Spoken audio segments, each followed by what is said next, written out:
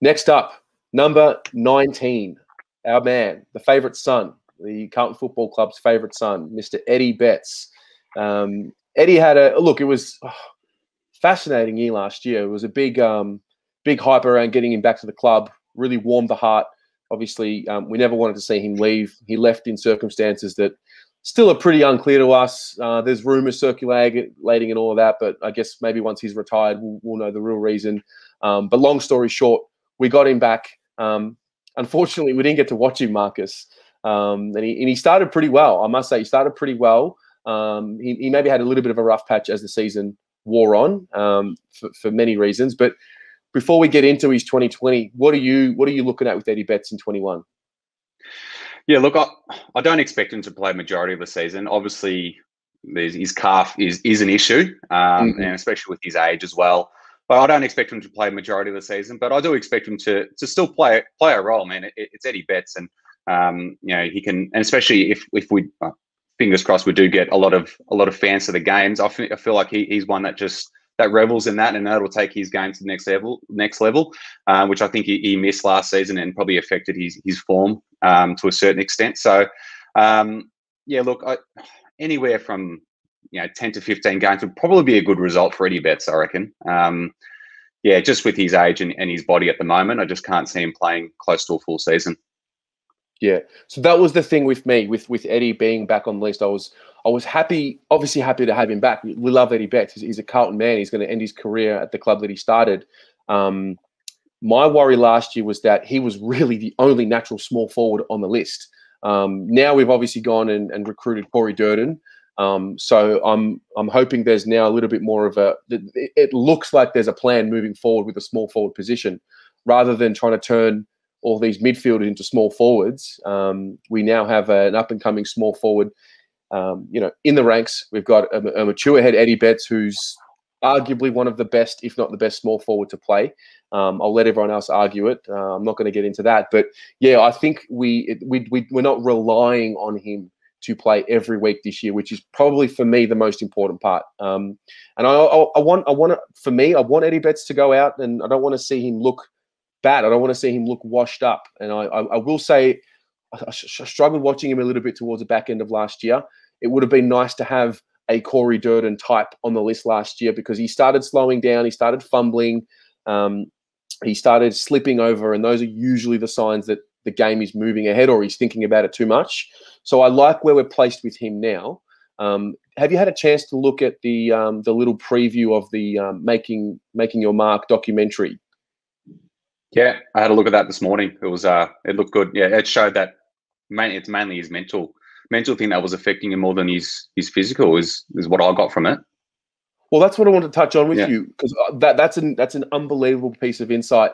Yeah. Perfect timing, given we're talking about him as a 2021 preview. What did you make of those comments from Andrew Russell? And for you guys at home, if you haven't seen the little trailer, I've got it on the Blue Abroad Instagram page. What did you make of those comments about him?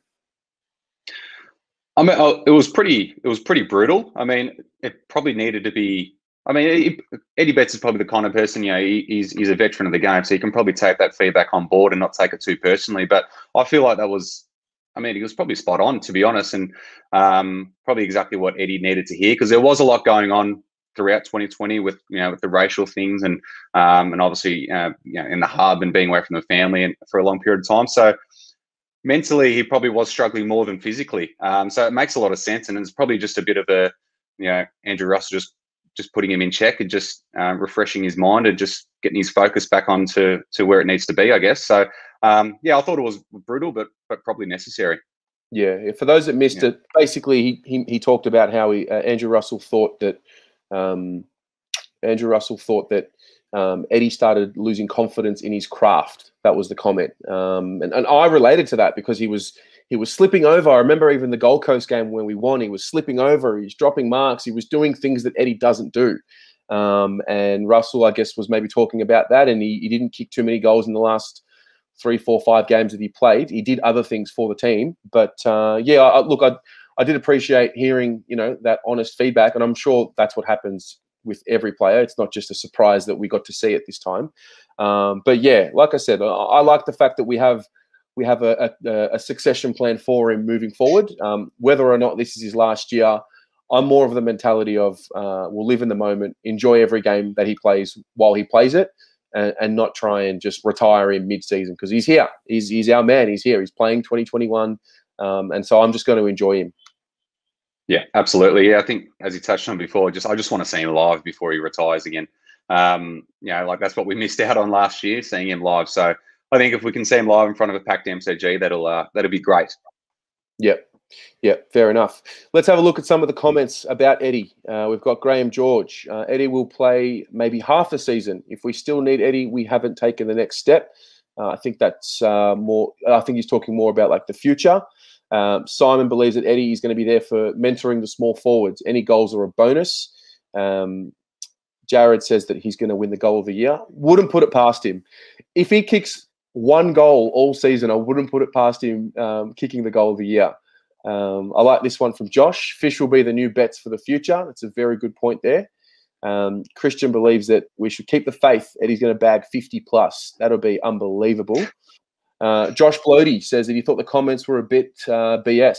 Some guys have to stick up for morals and be a beacon for society. Eddie shouldn't shut himself up if he's speaking out against racism. I think so. Josh, I'm assuming you're looking at those comments as if Eddie was looking at the things about society that he was looking at changing and taking a stand against, the discrimination and whatnot. I didn't see it that way. I didn't think Russell was talking about that, but I can see where the link can be made. But that's an interesting one. Sam says that Andrew Russell needs to pull his finger out. Too many players with injuries and on more money than the coach. And Pommy says we just need him for a packed 50K at the MCG. So, yeah, it's like I said, if it is Eddie's last year, I'm going to enjoy it because he has done great things for the club. He's been a great servant for the club. I think that's the main message there. And I think too often we're looking to retire players. We almost look too far ahead and we don't live in the now. And I think if anything that we've learned about current times, we've got to just enjoy what we have right now. Yeah, absolutely.